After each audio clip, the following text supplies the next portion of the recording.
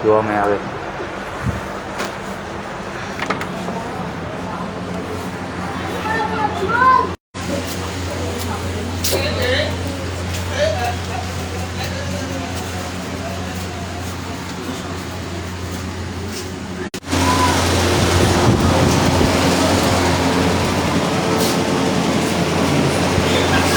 अस्सलामुअलैकुम रहमतुल्लाहि व बरकातुहू। देख रहे हो ना नेपाल में क्या हो रहा है।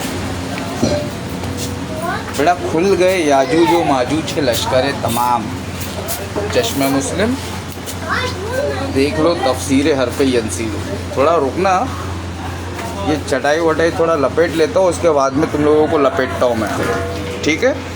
जितने भी नाम निहाद मुसलमान हैं जो अल्लाह की रस्सी को छोड़कर फिरके में बटे हुए, अभी तुम लोग को बताता हूँ। पहले मैं ये चटाई तो लपेट लूँ,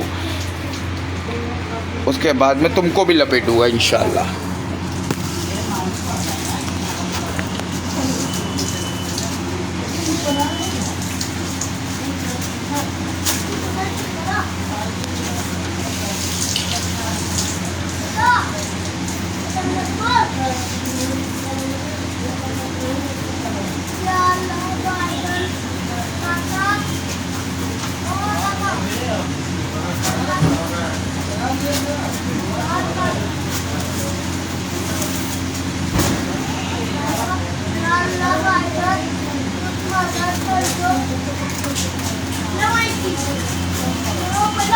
फैजल लेना इसको,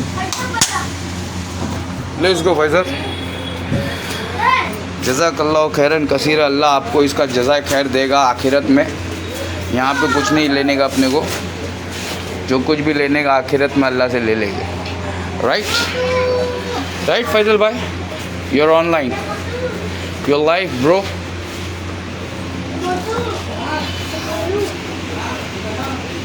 अल्लाह इस बंदे की तमाम जायज़ मुरादों को पूरी कर दे। अल्लाह इस बंदे की तमाम जायज़ मुरादों को पूरी कर दे इंशाअल्लाह इंशाअल्लाह। ये वालेकुम सलाम। चप्पल का है, सीढ़ी से उतरते तो क्या दुआ पढ़ते?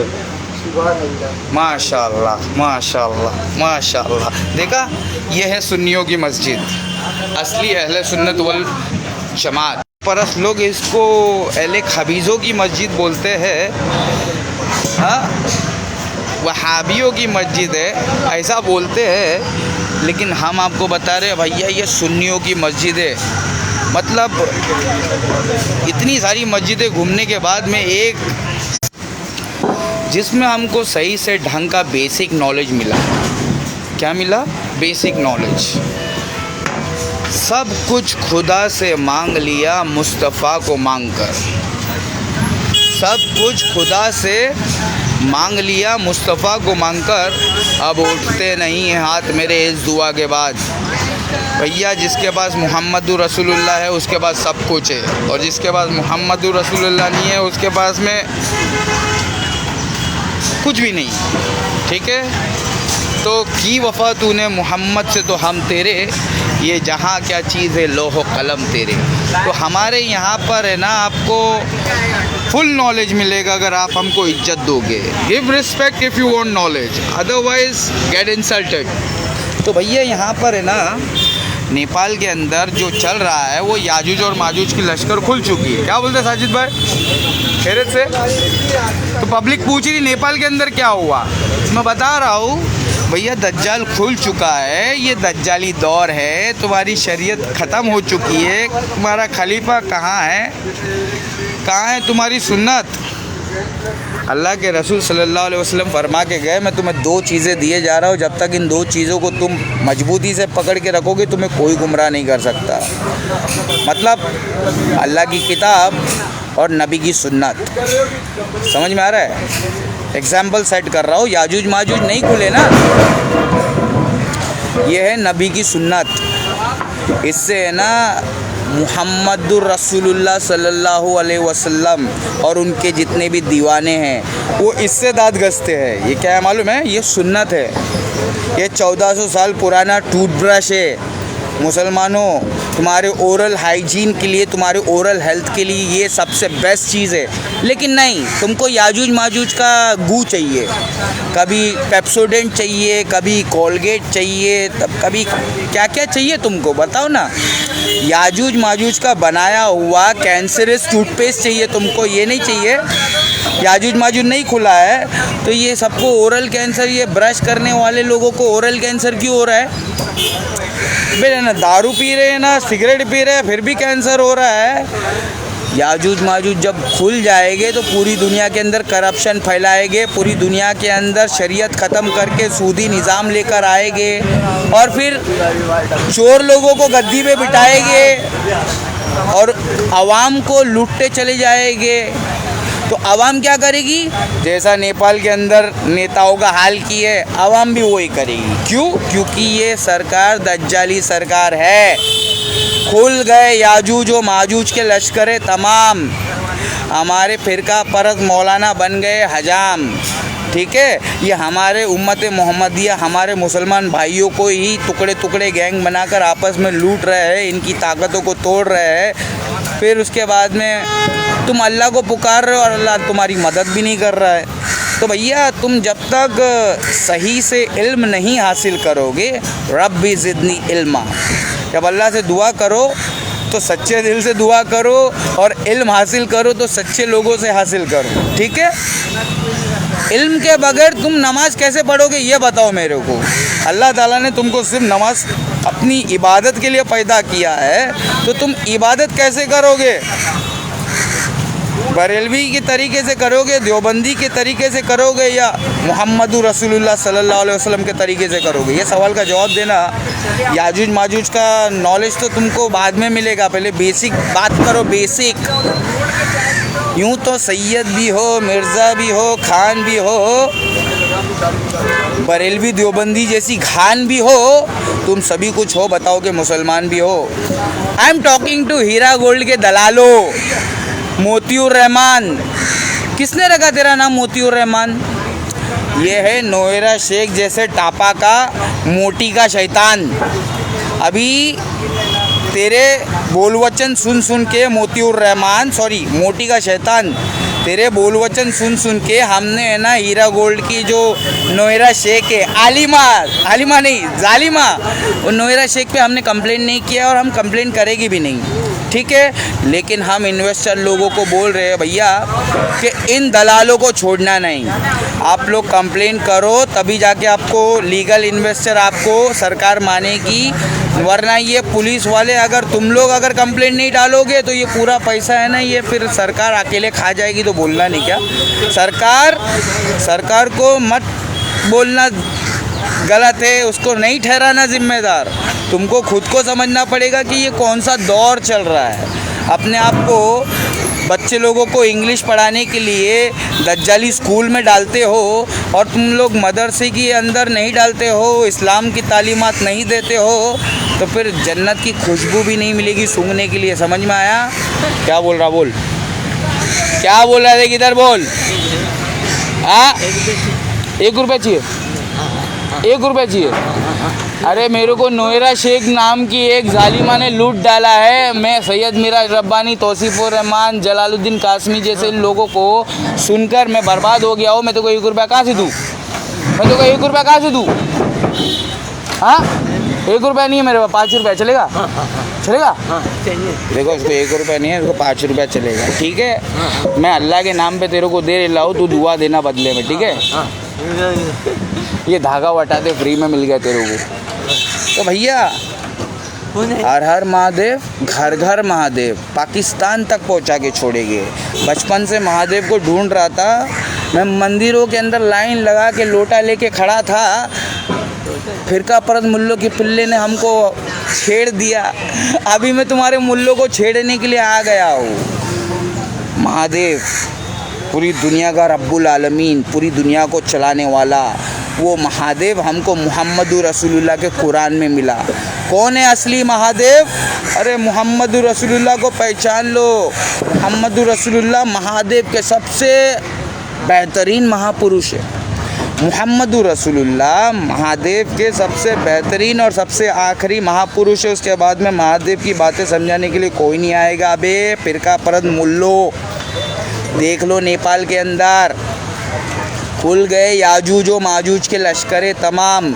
ये जो शरीयत तो है नहीं, ये जो कानून है ये दज्जाल ने बनाया कानून है। तुम्हारा दिनार और दिरहम तुरा सुन्नती पैसा किधर है रे?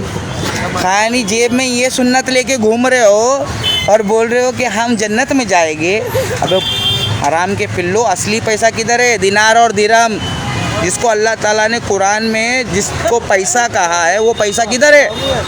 दज्जाल लेकर चला गया। याजूज और माजूज की लश्कर ने पूरी दुनिया पे कब्जा किया और ऐसा कब्जा दुनिया में सिर्फ एक ही बार हुआ है। पूरी दुनिया किसी ने कब्जा किया है, ऐसा सिर्फ एक ही बार हुआ है और वो याजूज और माजूज ने पूरी दुनिया को कब्जा किया। पैसा, सुन्नती पैसा लेकर चले गए और हमको दज्जाली हुकूमत के अंदर छोड़ गए हैं। और वो ही नेपाल आज जो दज्जाली हुकूमत चला रहे थे अपनी जान बचाकर भाग गए हैं अवाम से। ठीक है, अवाम को सूद के अंदर तुम लोग मुलविस करके भिखारी धोबी का कुत्ता बना दिए है। ना घर के छोड़े ना घाट के छोड़े, तो अवाम क्या करेगी? इस दज्जाली निज़ाम के अंदर ऐसा ही होगा। नेता अंग्रेज चले गए हैं, कुत्ते छोड़ गए, पढ़े लिखे कुत्ते छोड़ गए।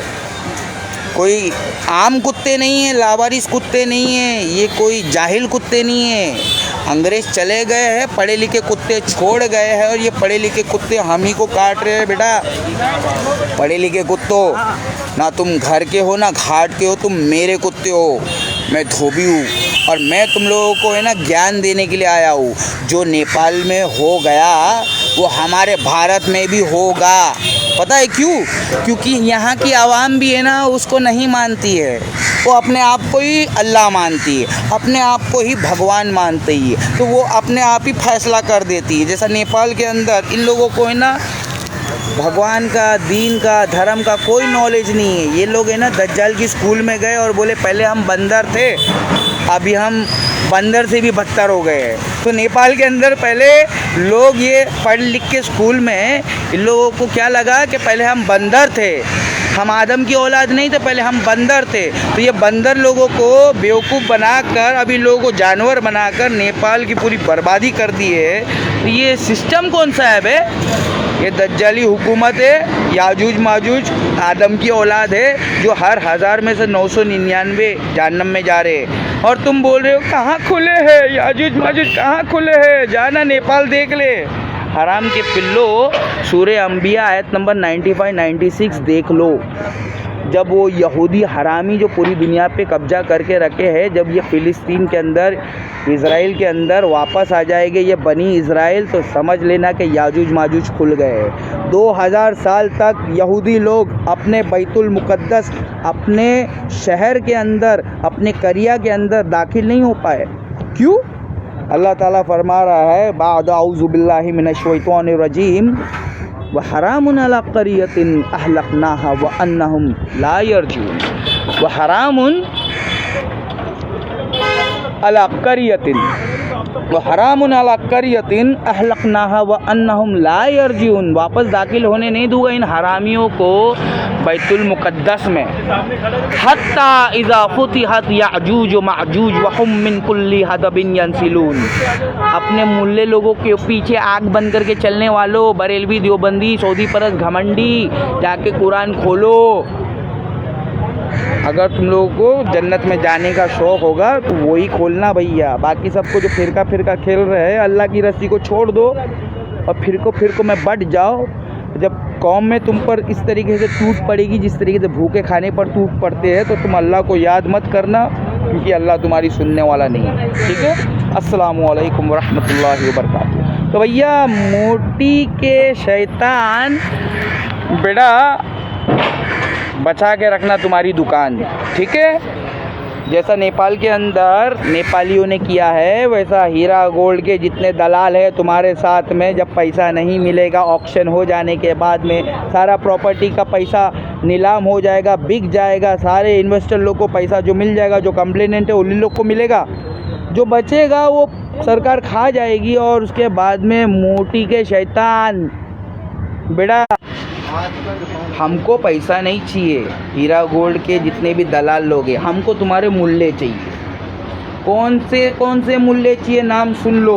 जिन लोगों ने हमारे ईमान को बर्बाद करने की कोशिश की है, जिन्होंने हमको हलाल तिजारत बोल के सूद खिलाने की जुर्रत की है, सबसे नंबर 1 सैयद मिराज रब्बानी हाफिज़उल्लाह। हम तुम्हारे मौलाना को नहीं छोड़ेंगे। हीरा गोल्ड के दलालों, हम तुमको मौलाना मानते ही नहीं हैं। असली अहले सुन्नत वल जमात के मस्जिद में अवाम को हम मुसलमान समझते हैं, लेकिन जो हमको इल्म रखने के बावजूद धोखा देगा, हम उनको मौलाना नहीं समझते। ठीक है, हम अल्लाह की इताअत करते हैं, उसके रसूल की इताअत करते हैं, और जो अल्लाह उसके रसूल की सच्ची बात जैसे कि तैसे हमको पहुंचा देगा, हम उसी की इताअत करते हैं। जो गोल गोल बात करे जलेबी की तरह, हम उससे इल्म लेना अपने लिए बहुत हानिकारक समझते हैं। ठीक है, हम धोबी है, दाढ़ी टोपी देख के हमको मौलाना मत समझना बे। राकेश एक्स बोलते हैं, ना हिंदू ना मुसलमान, सबसे पहले इंसान। जय भोलेनाथ। काय म्हणतात? जय भोलेनाथ। कळलं तुम्हाला? मी आहे मराठा। हां, धर्म तुमको समझ में आता? मौलाना लोग जो बरेलवी देवबंदी है, फिरका घमंडी है, तुमको इस्लाम समझ में आता है रे? नहीं आता ना? समझाएंगे तुमको। पैसा लगेगा क्या? मेरा 1 सेकंड का 1 करोड़ है, तुम जो बंद मुट्ठी दे दोगे वो हम ले लेंगे। घमंड नहीं है हमारे पास में, हमारे टाइम की, हमारे नॉलेज की कीमत बता रहा हूँ। 1 सेकंड का 1 करोड़ है, तुम्हारी औकात नहीं है हमारे नॉलेज को ख़रीदने की। क्यों? हमारे पास में तुम्हारे हर सवाल का जवाब है, तुम्हारे हर जायज़ ज़रूरी सवालों का जवाब है। ठीक है, पहले हम बंदर थे कि नहीं थे, ये तो याजूज और माजूज की कौम से पूछो, जो दज्जालियों के स्कूल में जाते हैं और पढ़ लिख के फिर उनके बैंक में पैसा भरते रहते हैं, और वो पैसा भी है ना टैक्स में देते रहते हैं। टैक्स मतलब हम पढ़ लिख के क्या करेंगे, बड़े होके अच्छी खासी नौकरी करेंगे, और नौकरी करेंगे क्यों करेंगे? ताकि हम सरकार को टैक्स भर सके। यही तो बात से नेपाली लोग परेशान हो गए थे कि अमीर अमीर होता जा रहा है, गरीब गरीब होता जा रहा है। ये दज्जाली हुकूमत के अंदर अवाम, नेपाली अवाम जिसको इस्लाम नहीं पता था, जो अपने आप को पहले बंदर की औलाद समझ रहे, वो पूरे के पूरे जानवर हो गए, और उन लोगों ने जानवरों की तरह, कुत्ते की तरह मारा है। अब कहाँ है गोदी मीडिया? फटी पड़ी है क्या? इस्लाम के ऊपर उंगली उठा रहे थे। अब ये नेपाल के नेपालियों ने जो तुम्हारी बजाय है इंसानियत की, ये कौन सा धर्म सिखाता है बे? ये तो इस्लाम से भी खतरनाक फैसला कर दिया है नेपाल के नेपालियों ने। बहुत सही फैसला किया है, जैसी करनी वैसी भरनी। अगर तुम हमारे होकर हमारे ऊपर ही अगर हुकूमत चलाओगे, अंग्रेज चले गए हैं, कुत्ते छोड़ गए हैं, वो कुत्ते अगर हमारे को भोंकेंगे, हमको ही काटेंगे, तो हम क्या करेंगे बेटा? हम क्या करेंगे? वही करेंगे जो नेपालियों ने किया। ठीक है, तो हमको मालूम है हमारे देश के अंदर भी वही होने वाला है जो नेपाल में हुआ है, क्योंकि नेपाल के अंदर भी धर्म किसी को पता नहीं है। अगर तुम्हारा बाप एक है तो भगवान कितना होना चाहिए? मालूम है क्या कितना होना चाहिए भगवान? तुम्हारे बाप कितना होना चाहिए, उससे तुम डिसाइड कर लो। अगर तुम्हारे बाप 1 से 1 होना चाहिए तो भगवान भी 1 से 1 रख लो। अगर तुम्हारा बाप 1 होना चाहिए तो भगवान कितना होना चाहिए?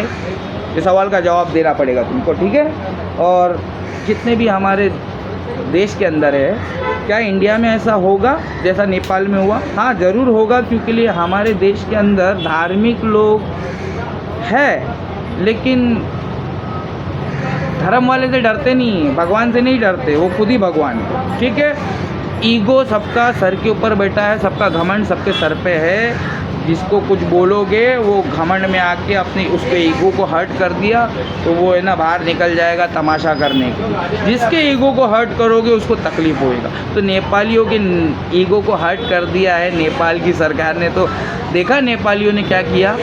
तो हम बोल रहे हैं खुल गए याजूज और माजूज के लश्कर तमाम। हमारे मौलाना बन गए हजाम। तो भैया हजाम का काम है, कस्टमर आएगा खाली बाल कटाने के लिए तो उसकी दाढ़ी भी बना दो, उसको फेशियल मसाज भी कर दो, उसको जो नहीं करवाने का तो वो भी कर दो और उसको लूट लो। तो हमारे आजकल के नाम निहाद मौलाना फ़िरका परस्त तुमको कह रहा हो, अतीउल्लाह व अतीउर रसूल व उलिल अम्री मिनकुम, जो उलमाए हक़ है मैं उनको फॉलो करता हूँ, उनकी इज़्ज़त करता हूँ और उनको दिफा भी करता हूँ, ठीक है। घमंडी नहीं हूँ। जो घमंड करता है उसको मैं नंगा करता हूँ, एक्सपोज करता हूँ। कहाँ हैं सारे एक्स मुस्लिम, कहाँ हैं सारे काफिर? एक्स मुस्लिम लोग काफिर है। हम हिंदुओं को जो काफिर बोलेगा बेटा बच के रहना, हम हिंदू लोग काफिर नहीं है। हमको काफिर बोला देखो हमारा कैसा हुलिया बन गया है।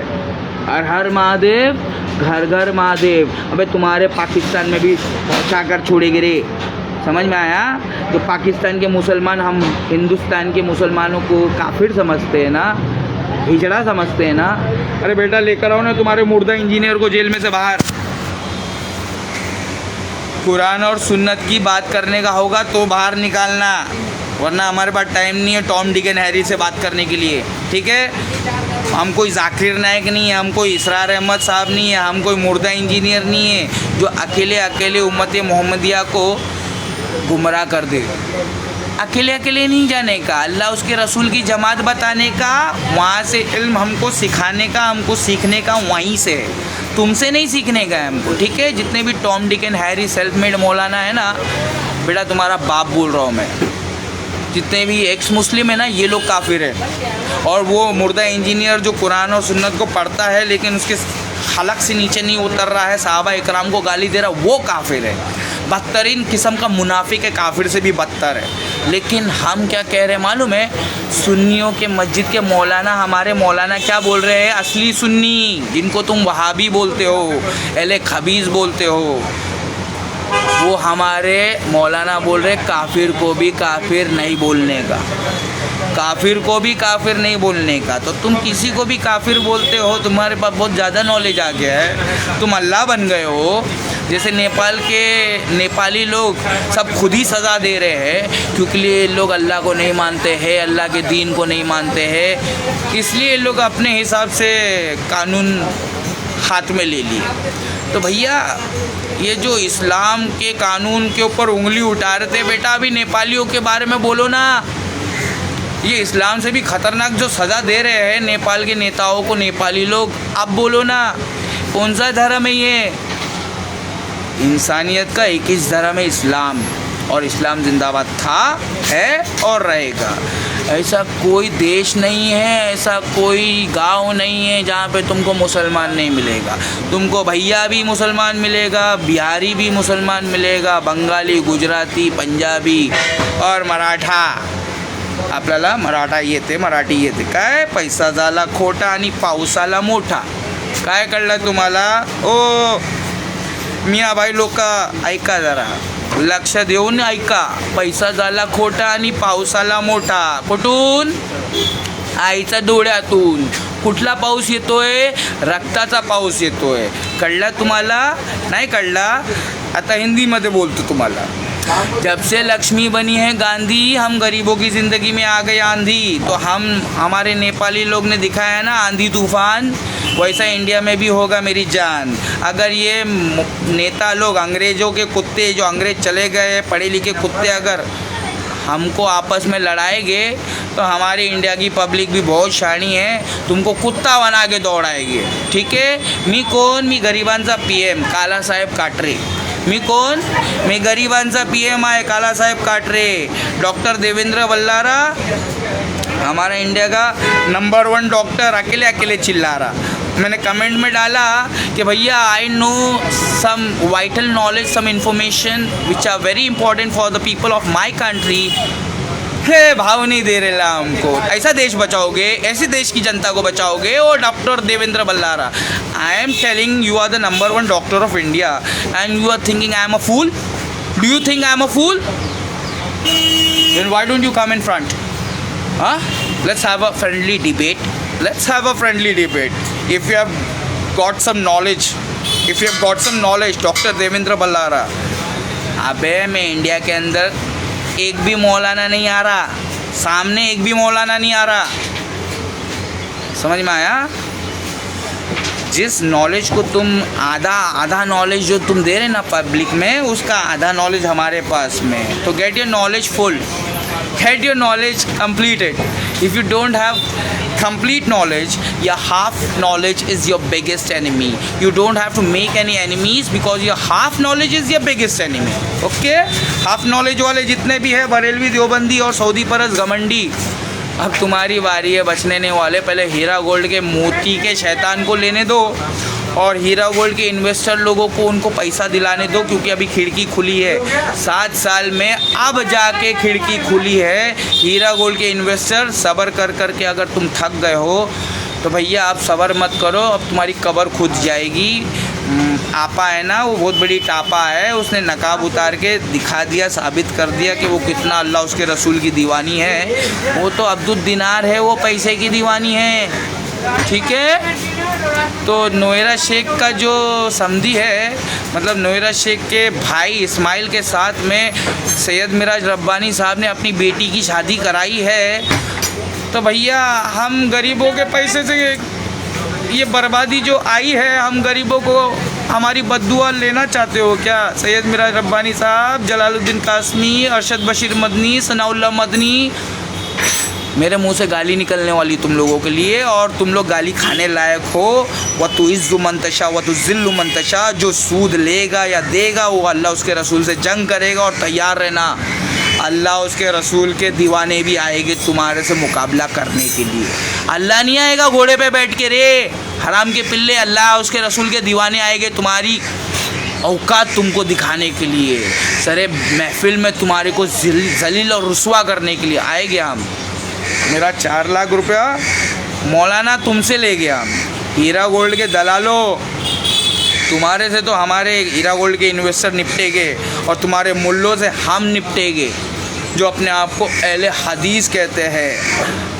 असली सुन्नी अहले सुन्नत वल जमात के ठेकेदार तुम बन के बैठे हैं। सैयद मिराज रब्बानी, अपने गिरेबान में झांक कर पाजा सुरागे ज़िंदगी, हम लोगों की ज़िंदगी बर्बाद करने वाले। तो अगर मेरा नहीं बनता ना बन, अपना तो बन, अल्लाह उसके रसूल का तो बन। सैयद मिराज रब्बानी, जलालुद्दीन कासमी, सनाउल्लाह मदनी, अरशद बशीर मदनी, आँख में आँख मिला के बात करोगे हमसे? ऑनलाइन डिबेट करोगे? 8850698338 ऑनलाइन करना पड़ेगा डिबेट।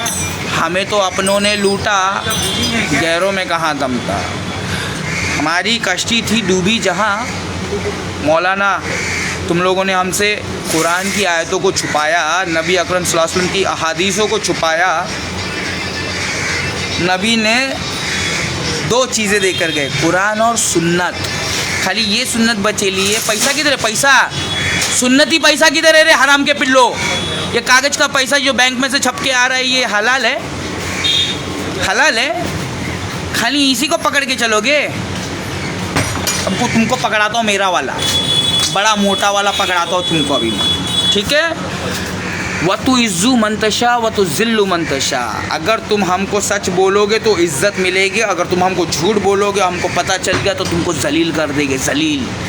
हम रिवर्ट मुसलमान हैं, तुम्हारे बाप के गुलाम नहीं है, तुम्हारे मुल्लों के गुलाम नहीं है, सिर्फ अल्लाह के उसके रसूल के गुलाम है, ठीक है? हमको धोखा जो देगा हाँ वो बच के नहीं जा सकता है। कल तक हम मोदी सरकार से अकेले लड़ रहे थे, अब तुम मुल्लों से अकेले लड़ रहे। तुम्हारी माँ की आग, अगर तुम्हारे अंदर हलाल, अगर तुम्हारे माँ का हलाल दूध पियाओगे ना, 4 मुल्लों तुम्हारा नाम जो लिया, तुम्हारे को मैं बोल रहा हूँ, सबको नहीं बोल रहा हूँ मैं, हाँ? So don't mind people who are listening to me. जो लोग मेरी बातों को सुन रहे हैं, वीडियो को उसको शेयर करो, पर्सनली मत लो। जब कोई तुम्हारी बजा के चली जाएगा तो तुम भी गुस्सा निकाल सकते हो, ठीक है? ये जायज़ है, गुस्सा निकालने का तुमको पूरा अधिकार है, हक है। ये डॉक्टर भीमराव बाबा साहेब अम्बेडकर का देश है रे, ना हिंदुओं का है ना मुसलमानों का है, हम जैसे चमारों का है। का है? आमची टीम जय भीम। कळलं तुम्हाला? कोण आहे मी? गरिबांचा PM आहे। तो इधर है ना, गरीब माँ लोग रो रहे लिए, बच्चे लोग खून के आंसू रुला रहे ले। हम बच्चे लोग का डिपार्टमेंट नहीं संभालते रे, हम लोग गरीबों के PM है, गरीबों को संभालते। और सबसे गरीब कौन है? माँ, बेसहारी, बेबस, लाचार माँ, जिसके बच्चे लोग खून के आंसू रुला रहे ले, ड्रग्स में घुस गए ले है, पाया चरा सब कुछ ले रहे ले, अच्छी बच्ची वाटला और पागल हो जा रहे ले, मर्डर कर दे रहे, क्राइम कर दे रहे ले ड्रग्स के लिए, और जेल में भर जा रहे ले। ये सब कांग्रेस की देन है बे, कांग्रेस के कुत्तों। असदुद्दीन ओवैसी की पार्टी ऑल इंडिया मजलिस इत्तेहादुल मुस्लिमीन मादर चोदो तुम्हारी पार्टी दरी बिछाने वालों दूसरे की पार्टियों के लिए अपनी पार्टी को कम से कम असद भाई को तो पकड़ के रखो। और जो असद भाई के खिलाफ जाएगा ना, हराम के पिल्ले, मोटी के शैतान, मोतीउर रहमान, मोटी के शैतान, तो असद भाई के खिलाफ गया था ना, बहुत बोला ना तूने। बीजेपी की बी टीम MIM भोसड़ी के, बीजेपी की अम्मा कांग्रेस है, कांग्रेस बीजेपी मिले हुए हैं, ये मुसलमानों को है ना शिकार कर रहे हैं। 60 साल से मुसलमानों के कंधे पे बंदूक रख के इन लोगों ने मुसलमानों को क्रिमिनल बनाया। जा जाकर जेल देख, मैं जेल जाकर आया हूँ, मोदी सरकार को ललकारा था, जेल जाकर आया हूँ। पूरे जेलों के अंदर मुसलमान भरे हुए हैं और मेरे अंदर दर्द क्यों है तुम मुसलमान कौम के लिए। तुम असद भाई का ही सपोर्ट नहीं कर रहे तो हराम के पिल्लो हम कैसे उम्मीद कर ले कि तुम हमारा सपोर्ट करो। जब तुम अपने ही भाई का सपोर्ट नहीं कर रहे हो तो तुम हम कैसे उम्मीद कर ले, एक्सपेक्ट कर ले। How can I expect that you assholes are going to support me if you people are not supporting your own brother Asaduddin Owaisi? How can I expect that you people are going to support me? Can you speak so fluently like me? 9th standard dropout by choice. Now I am Ali sir. क्या बोलते? Ali sir. Khan sir जैसे हज़ारों है हमारे अंदर, जो दिखता है वही बिकता है। और हमको रियाकारी करने की आदत नहीं है। हमको दज्जाल के फितने के बारे में लोगों को आगाह करने का शौक़ है, हमको दिखावा करने का शौक़ नहीं है। समझ में आया रे? Angry young man. बहुत सारे हमारे पास में स्टूडेंट, इज़्ज़त दोगे तो नॉलेज मिलेगा। 1 सेकेंड का मेरा 1 करोड़ रुपया है, फ्री में देता हूँ नॉलेज। जो इज़्ज़त देता है उसको फ्री में देता हूँ knowledge. Call me and take vital information knowledge, क्योंकि दुनिया के अंदर तुम रहने वाले नहीं हो। कुल हाथु बुरहान तुम इन कुंतुम सादिकीन, अगर दलील है तो सच्चे हो तो दलील पेश करो। तो हम कह रहे हैं मौत एक इतनी बड़ी हकीकत है, इतनी बड़ी सच्चाई है जिसको कोई इनकार नहीं कर सकता है। मौत तो सबको आने की है, तो फिर मरने के बाद में ये जो तुम्हारी दुनिया है ये क्या करोगे? पीछे डालोगे? ये आगे से निकल लोगे? ये दुनिया के अंदर ज़्यादा मेहनत नहीं करने का, ये दुनिया के अंदर मुसाफिर बन के रहने का। जैसे मैं अपना सब कुछ बर्बाद कर दिया सोशल मीडिया पे मुसलमानों को, हिंदुओं को, इंसानों को आपस में मिलाकर रखने के लिए। कोई किसी के धर्म को डिसरिस्पेक्ट नहीं करेगा। तुम हमारे हिंदुओं के धर्म को डिसरिस्पेक्ट करोगे, मैं तुम्हारे मुल्लों का समझ जा नंगा कराऊंगा, दौड़ाऊंगा। तुम अगर हम हिंदुओं को रिस्पेक्ट नहीं दोगे तो मैं तुम्हारे मुल्लों को नंगा करूँगा, जलील करूँगा ऑनलाइन। पाकिस्तान का एक भी मुल्ला हमसे टकरा नहीं सकता। अल्लाह ताला ने हमको उस तरीके से इल्म नवाजा है। हाँ, उसकी रहमतों पे है मुनस्सिर मेरे हर अमल की कबूलियत। ये भी एक अमल है तुम लोगों को समझाने के लिए, सिर्फ अल्लाह को राज़ी करने के लिए। तुमसे कुछ नहीं चाहिए रे, बदले में हमको तुमसे कुछ नहीं चाहिए। जो भी मांगना है मांग लेंगे अर्श वाले से, मुस्तफ़ा के रब से, मोहम्मद रसूलुल्लाह के रब से मांग ले। हमको तुमसे कुछ नहीं चाहिए। हमारा नॉलेज ले लो और अपनी गांड बचा लो। याजूज माजूज खुल गए हैं। कुरान की आयत नंबर 95-96 सूरह अंबिया की आयत नंबर 95-96 में जब यहूदी वापस दाखिल हो जाएगा बैतुल मुक़द्दस में तो समझ लेना कि याजूज और माजूज खुल गए हैं। अल्लाह ताला फरमा रहा है। अब क्या अल्लाह झूठ बोल रहा है माज़अल्लाह, या तुम्हारा मुल्ला छुपा रहा है? दो में से एक बात है, या तो अल्लाह झूठ बोल रहा है माज़अल्लाह, जो कभी हो नहीं सकता, या तो तुम्हारा मुल्ला सच छुपा रहा है। ठीक है, तो लानत उन यहूद व नसारा पे जिन्होंने अपने आलिमों को रब बनाया, लानत उन मुसलमानों पे जो अपने मुल्लों को रब बना के बैठे। समझ में आया? लानत अल्लाह की उन मुसलमानों पे जो अपने मुल्ले की पीछे आँख बंद करके चल रहे हैं। हमारा मौलाना सच बोलता है, सच के सिवा कुछ नहीं बोलता है। तो ला सामने तेरी माँ का बताए तुमको तुम्हारा मौलाना कितना झूठ बोल रहा है। अबे सऊदी परस्त मौलाना की बात कर रहा हूँ, सैयद मिराज रब्बानी साहब, सनाउल्लाह मदनी, अरशद बशीर मदनी कहाँ हैं? सनाउल्लाह मदनी, अशरफ बशीर मदनी, जलालुद्दीन कासमी, सैयद मिराज रब्बानी, ये 4 हीरा गोल्ड के दलाल सूदखोर लोग हलाल तिजारत बोल के हमको चूतिया बना के हमको बर्बाद कर दिए। कहाँ हैं ये 4 मुल्ले? और जितने भी है ना बेटा तुमको भी करवाएंगे कुल्ले। मोटी के शैतान, ये वीडियो तुम्हारे लिए है। कहीं तुमको ऐसा ना लगे कि हम तुमको हवा में बेवकूफ़ बना रहे झूठ बोल के, इसलिए मस्जिद से तुमको निकलते हुए वीडियो बना के दिखा रहा हो कि हाँ इधर आ। सांता क्रूज़ में एक ही है वहाबियों की मस्जिद, एक ही मस्जिद है सांता क्रूज़ वेस्ट में। अगर नहीं पता होगा ना तो मुल्लों से कांटेक्ट करते करते आना। बहुत सारे हमारे उलमाए हक यहाँ पे आके तकरीर करके चले गए, तो उनसे पूछ पाछ के आना, वरना 8850698338 गांड में दम होगा, एक बाप की औलाद होगा। ज़रा सामने आके हमसे बात करो ना। 50,000 करोड़ का स्कैम 5,000 करोड़ बता रहे हो। अबे तुम्हारी गांड फाड़ने के लिए नावेद सैयद मुंबई से फ़्लाइट पकड़ के हैदराबाद जाकर वहाँ पर हैदराबाद पुलिस को सब कुछ बता रहा है। क्या हम अहले हदीसों को बेवकूफ़ बनाना इतना आसान है? अल्लाह उसके रसूल के सच्चे दीवानों को बेवकूफ़ बनाना इतना आसान है? अबे हम पूरी दुनिया को ठुकरा के अल्लाह उसके रसूल के कदमों पे जाके बैठे, हमको वर्गलाना इतना आसान है? बेटा अभी तो खिड़की खुली है, अभी तो हीरा गोल्ड का ऑक्शन हुआ है, पैसा बटना 7 साल बाद चालू हुआ है। जितने लोग हैं कंप्लेंट डालोगे तो तुम लीगल इन्वेस्टर रहोगे, लिहाजा सरकार तुमको पैसा वो ऑक्शन करके बेच के दे देगी। तब पैसा ख़त्म हो जाएगा, उसके बाद में तुम कंप्लेंट डालोगे तो सरकार तुमको अपने जेब से पैसा नहीं देगी, उसी का प्रॉपर्टी बेच के देगी। जो पीठ पीछे से ये नोएरा शेख पीठ पीछे से अपने तीसरे पति समीर के ज़रिए से, नाजनीन के ज़रिए से, ये मोटी का शैतान मोतीउर रहमान, ये लोग सब के सब मिलकर जो अटैच्ड प्रॉपर्टी है जिसको पुलिस वाले ने अपने कब्जे में कर लिया है, सील कर लिया है, बेच के पब्लिक को पैसा देने के लिए, वो प्रॉपर्टी लोग बेच रहे थे 4 करोड़ की। हमारा नावेद सैयद मुंबई से जब उसको पता चला, खबर मिली, मुंबई से फ़्लाइट पकड़ के गया है वहाँ पे मोटी के शैतान, मोटी है ना, मोटी का पोल खोलने के लिए। 4 करोड़ में डेल्टा टावर्स में 401, 402, 403 ये फ्लैट था। डेल्टा टावर के अंदर 401, 402, 403 मेरे को कैसे पता रे? क्योंकि हमारे पास में सबूत है। ये मोटी के शैतान, तू कितना भी बना ले, कितना भी छूतिया बना ले, चला ले जितनी भी अपनी झूठ की दुकान, बेटा बचेगा नहीं।